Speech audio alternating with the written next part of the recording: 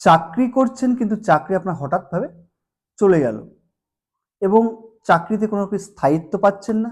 একটা কোম্পানি ছেড়ে আর একটা কোম্পানিতে চাকরি করতে গেছেন, সেখানেও কোনো একটা সমস্যার কারণে দেখা গেল আপনার চাকরিটা ছাড়তে হচ্ছে। অর্থাৎ আপনার কেরিয়ারের যে স্টেবিলিটি সেটা কিন্তু কোনো রকমই আপনার হচ্ছে না। এটা দিয়ে থাকে বাস্তুতে হচ্ছে সাউথ ওয়েস্ট, দক্ষিণ পশ্চিম দিক, অর্থাৎ নৈঋত কোণ।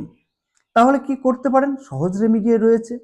সেক্ষেত্রে শুকনো চাল ডাল, ছোলার ডাল হতে পারে, যে কোনো হলুদ রঙের যে ডালটা হয়, মুগ ডাল হতে পারে, এবং চাল এক বাটি, আপনার পিতলের বাটি হতে হবে, মিশিয়ে সাউথ ওয়েস্টে 21 দিন রেখে দেবেন।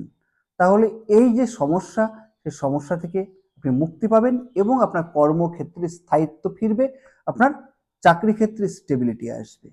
খুব দুর্দান্ত একটা গুরুত্বপূর্ণ রেমিডি এবং কার্যকারী রেমিডি।